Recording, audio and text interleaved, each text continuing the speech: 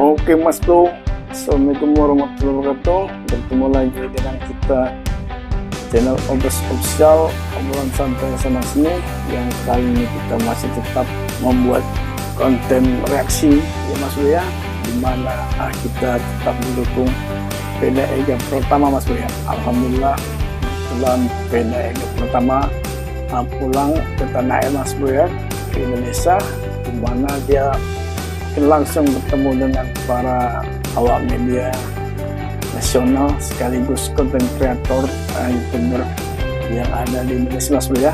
Nah, kita ambil beberapa hal yang bagus sebagai konten reaksi Mas Bro ya, dimana kepulangan Peda Ega Pratama ini Mas Bro ya, dia akan menceritakan beberapa balapan yang pernah dia rasakan Mas Bro ya, dimana salah satunya menceritakan bagaimana dia mendapat keuntungan poin ya 71 dari diskualifikasinya Adrian Fernandez yang sama-sama Honda Mas Bro ya, tapi dia dari Honda Leopard Mas Bro ya.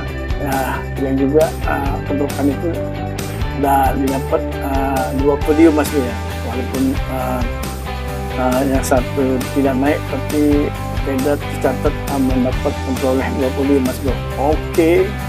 Selain itu, kisi-kisi yang kita berikan kepada Mas Bro netizen dan warganet sebagai informasi adalah bagaimana sulitnya Peda Ega Pratama menaklukkan sirkuit bola tempat Mas Bro ya, dimana Peda menciptakan dengan mengalir ya, istilah momen saat dia balapan di sirkuitnya bola tempat Mas Bro ya, yang banyak paket konflik masalah di sana Mas Bro ya. Kita lihat bagaimana Peda Ega Pratama kena long light penalti Mas Bro ya, tambah banyak drama kelucuan yang sepertinya ada konspirasi Mas Bro ya, dan terutama di pihak Spanyol ya Mas Bro ya. Kita lihat nanti ada bagian kisi-kisi tertentu ceritakan hal yang tidak menarik dari dominasi Spanyol ini Mas Bro ya. Sip, kita kembali lagi bagaimana konfliknya masalah di momen krusial balapan tempat Mas Bro ya, yang kita lihat terjadi crash antara Hakim Danis, kemudian terjadi crash sehingga menimbulkan red flag ya, bendera merah. Itu terjadi crash hebat Mas Bro ya, antara David Munoz, Brian Uriarte dan Valentin Peron Mas Bro ya. Nah, yang luar biasanya keputusan dari race direction bahwasanya si Brian Uriarte masih dapat P4 Mas Bro ya, dengan sistem regulasi yang mereka pahami. Apabila terjadi kecelakaan red flag yang dihitung adalah seri sebelumnya Mas Bro ya, yang ke-19 Mas Bro ya. Tapi akhirnya menjadi tanda tanya publik Mas Bro ya. Jadi apa artinya garis finish kalau itu diberlakukan Mas Bro ya, tapi informasinya masih simpang siur ya. Mudah-mudahan ada kejelasan secepatnya Mas Bro ya. Itu tadi beberapa keanehan-keanehan yang terjadi di sirkuit balap tempat Hongaria Mas Bro ya. Ini mungkin menjadi momen sejarah penting bagi para petinggi GP ya, terutama Moto3. Dorna sibuk untuk menyikapi, memberikan jawaban argumentasi mengenai kejadian yang dianggap aneh oleh publik Mas Bro. Oke. Selain menu utamanya long lap penalti yang nanti akan dijawab oleh Peda Ega Pratama Mas Bro ya. Nah, kemudian pertanyaan yang ada di benak para netizen dan warganet Mas Bro ya, yaitu bagaimana setting terhadap motor yang ditunggangi NSF 250 RW oleh Peda Ega Pratama Mas Bro ya. Nanti diceritakan oleh Peda Ega Pratama Mas Bro secara detail sehingga kita paham dan mengerti plus minus kelebihan Honda yang ditunggangi oleh PDIG pertama Mas Bro. Oke Mas Bro, di sisi berikutnya kita mencoba untuk menganalisa bagaimana hal yang buruk yang terjadi ya Mas Bro mengenai kaitan sirkuit Balaton Park nih Mas Bro, di mana sejarah mencatat betapa dominasinya Spanyol ya Mas Bro ya dalam ekosistem MotoGP, mulai dari promotor, balapan, komentator dan lainnya Mas Bro ya. Nah ini mereka sadar jika pembalap Indonesia tidak dibendung, tidak dihalang, tidak dihambat, prioritas mereka dalam dunia balapan di dunia Eropa akan terganggu Mas Bro ya. Sehingga hal-hal yang berkaitan balapan di MotoGP Mas Bro ya, Moto3 yang mereka jual mahal kepada sponsor bisa runtuh seketika Mas Bro ya. Oke Mas Bro, itu bisa kita lihat bagaimana pukulan telak Mas Bro ya mengenai long lap penalti yang terjadi bersama PDIG Pratama Mas Bro ya, yang kita lihat keputusannya sangat tidak adil Mas Bro ya. Sepertinya kesalahan PDIG Pratama dicari-cari Mas Bro ya oleh tim Stewart ini Mas Bro ya, karena sudah merupakan gangguan masif bagi industri di balapan di Grand Prix ini Mas Bro. Oke Mas Bro, nanti secara gamblang dan jelas oleh mbak-mbak pengamat balap internasional mengenai kemungkinan buruk dari konspirasi internasional, khususnya Spanyol Connection Mas Bro ya. Oke, karena sudah kita ceritakan kisi-kisi dari konten reaksi mengenai kepulangan PDIG Pratama ke tanah air Mas Bro ya. Dan untuk tidak berlama-lama lagi, kita langsung saja. Oke Mas Bro, tapi jangan lupa subscribe, serta komen. Semoga Mas Bro dalam keadaan sehat selalu, diberi rezeki sukses. Dukung terus channel Obras Official agar tetap eksis dalam berkarya, sehingga berkembang, bermanfaat, berfaedah, berguna bagi masyarakat. Oke Mas Bro, langsung saja Mas Bro. Beda selama balapan awal tadi ya, alhamdulillah ya bisa mulai walaupun ya sebenarnya karena salah satu dari kualitas luar biasa Mas Bro, terlihat bagaimana saat beda pulang ke tanah air Mas Bro ya.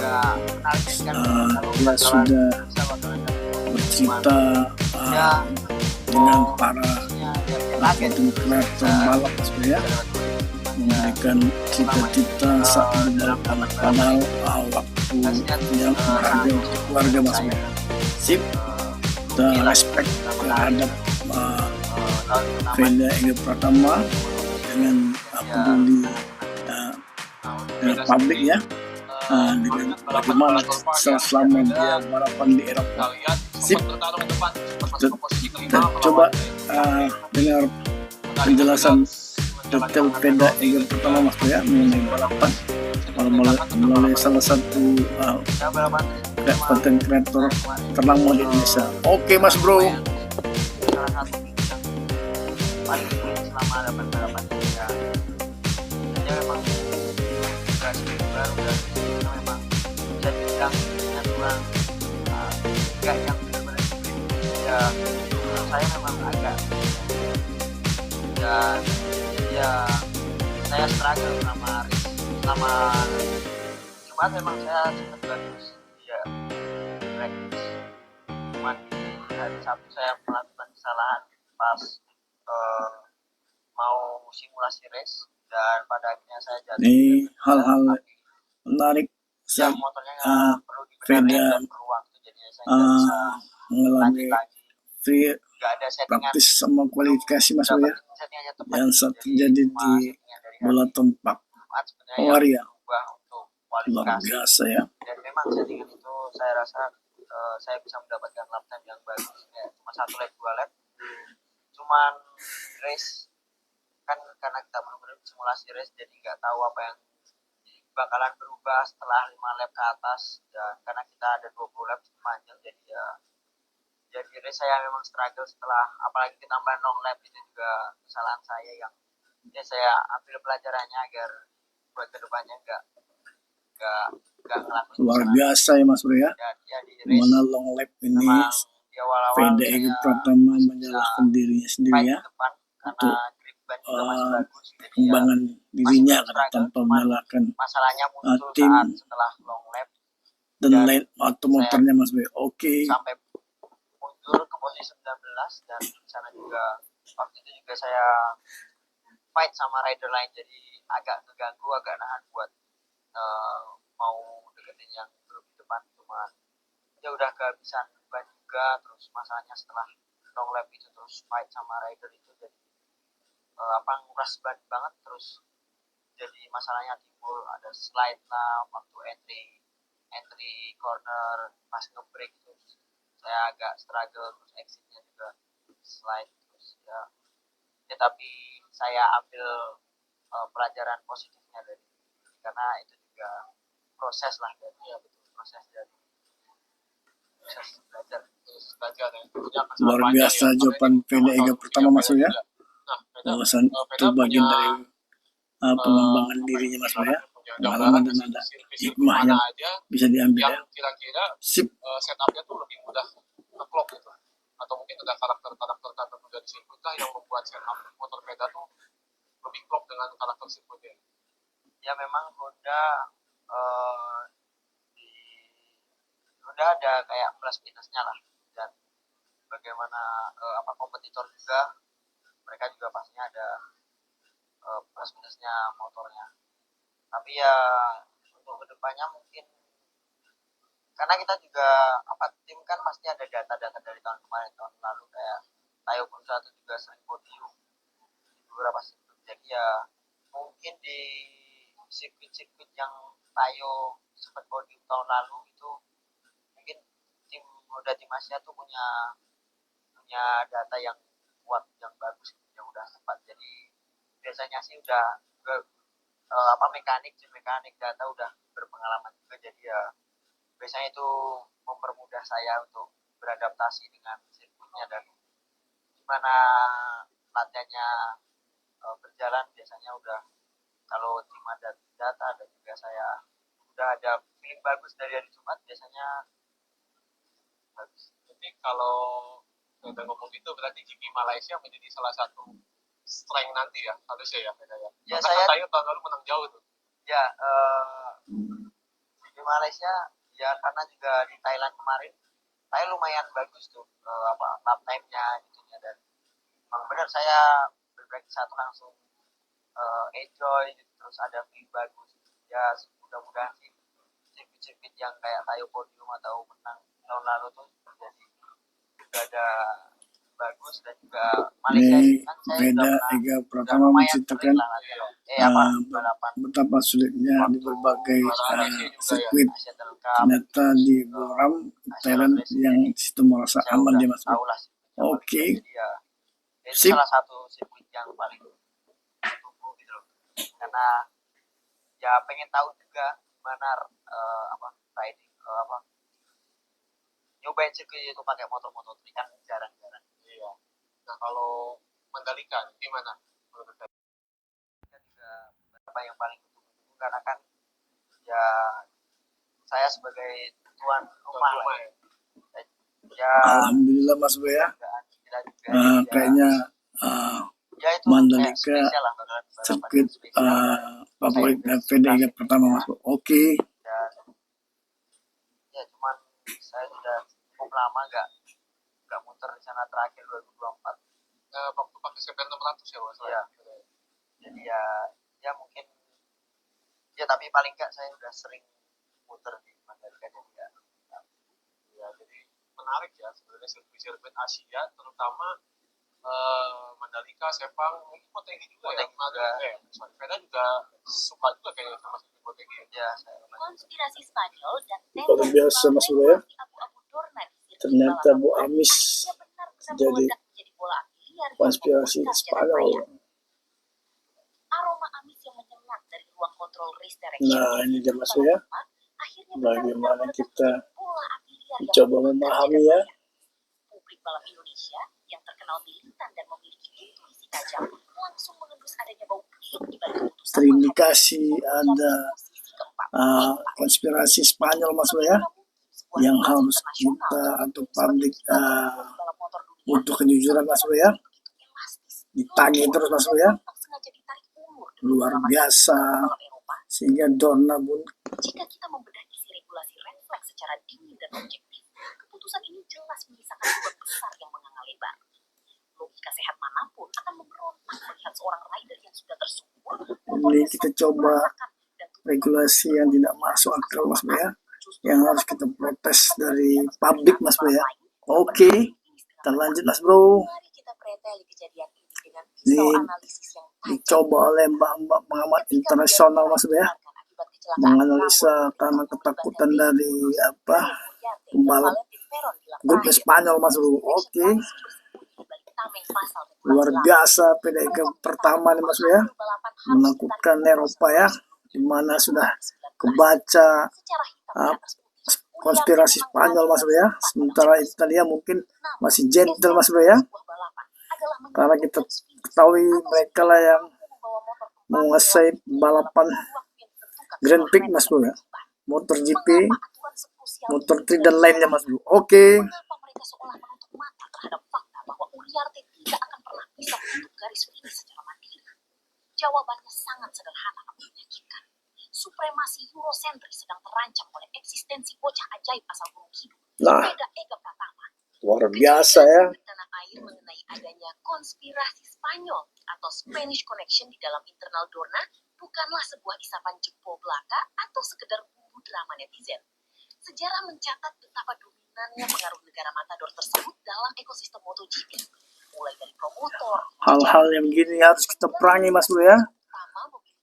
Jadi tidak sportif di tingkat balapan internasional. Ketika Veda Ega Pratama, seorang rookie belia dari Indonesia yang Tuh datang apalagi dengan modal nol digawangi oleh Veda Eka Pratama Mas Bro ya, mereka sejak dari 9 Indonesia ya, yang tidak mereka sangka Mas Bro ya. di benak mereka. Mereka sadar jika talenta Asia ini dibiarkan melenggang tanpa hambatan, maka narasi superioritas pembalap Eropa yang selama ini mereka jual mahal ke pasar sponsor akan runtuh dalam sekejap.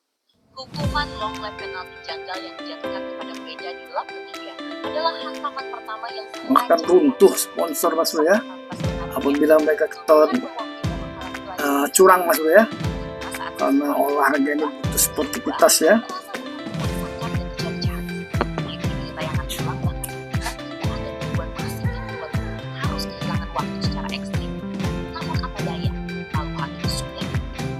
FIM memiliki Sports Panel yang diisi oleh pengalaman yang tentu saja langsung mengeksekusi hukuman tanpa memiliki uang dan modal yang ada untuk melakukan pembelaan adil.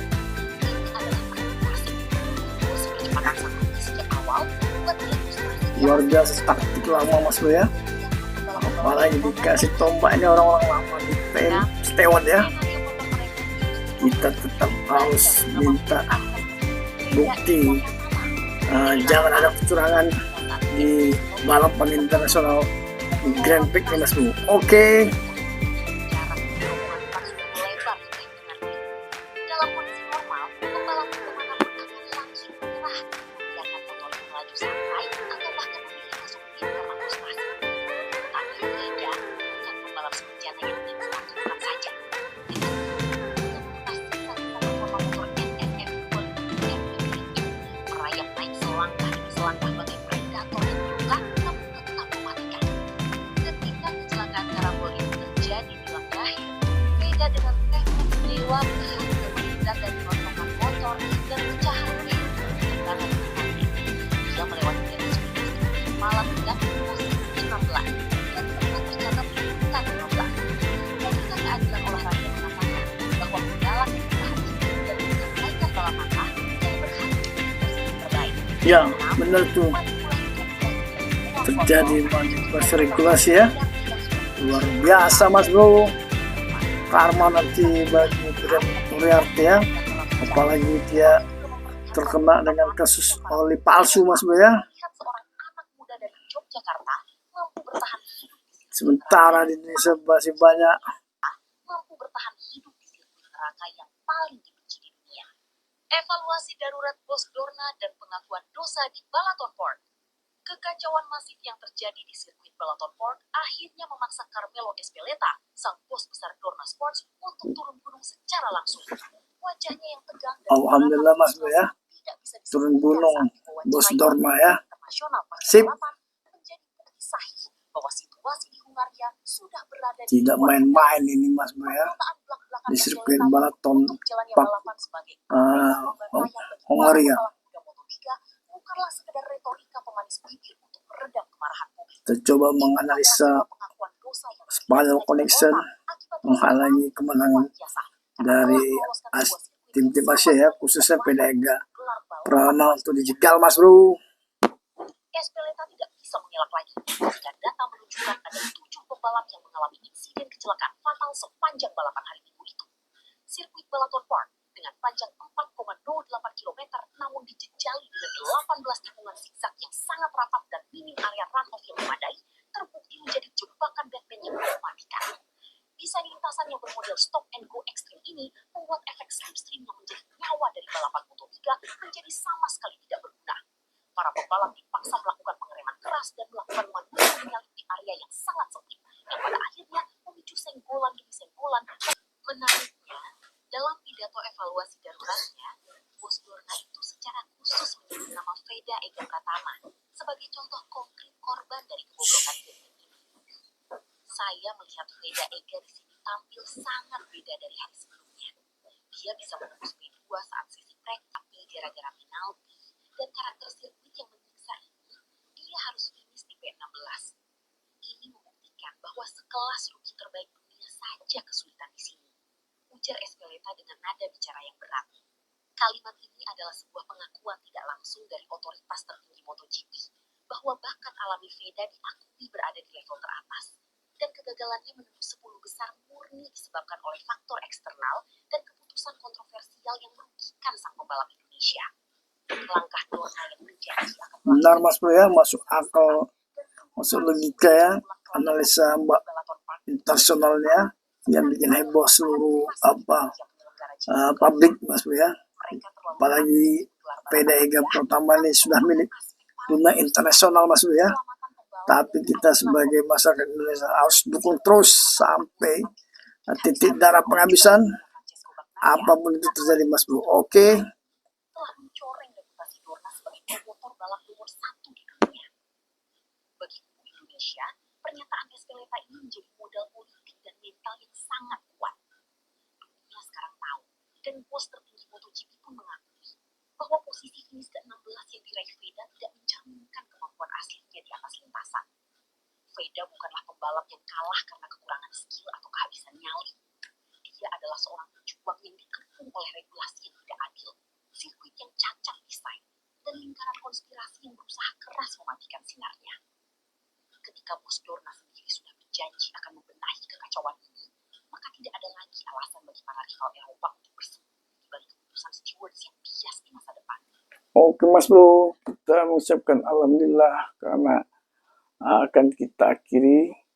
Namun tadi kita Mas Bro bisa lihat bagaimana hal menarik dan unik mengenai konten reaksi yang kami susun, yang kami berikan kepada Mas Bro sebagai hiburan, informasi, dan silaturahmi kita Mas Bro ya. Luar biasa hal-hal menarik dari kedatangan Veda Ega Pratama pulang ke tanah air Mas Bro ya. Dan semestinya dia punya waktu bagi keluarga, tapi dia lebih mendahulukan publik, di mana pertemuan dengan wartawan olahraga, balapan, dan para konten kreator yang ada di Indonesia saling isi bergantian Mas Bro ya, wawancarai Mas Bro ya.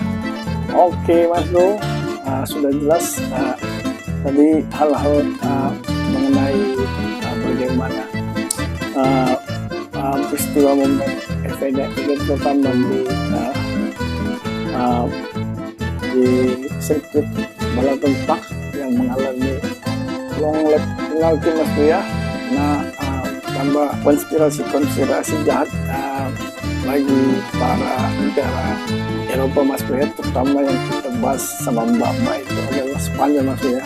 Kemudian bagaimana Veda yang pertama menciptakan tunggangannya Honda NSF 250 TR Mas Bro ya, yang kekurangan dan kelebihannya diceritakan di situ ya, dengan detail panjang, sehingga kita bisa paham dan ngerti. Oke Mas Bro, jangan lupa subscribe, share, komen. Semoga Mas Bro dalam keadaan sehat selalu, diberi rezeki, limpah dan sukses. Dukung terus channel Obes Official agar tetap terus eksis dalam berkarya, sehingga tetap terus berkembang, bermanfaat, berguna bagi masyarakat. Sip. Kami ucapkan terima kasih perhatian dan eksistensinya terhadap channel Obes Official. Semoga Mas Bro jaya selalu. Oke Mas Bro, kami opkan sampai sini dan mengucapkan alhamdulillah, dan kita akhiri dengan mengucapkan wabillahi taufiq walhidayah. Wassalamualaikum warahmatullahi wabarakatuh.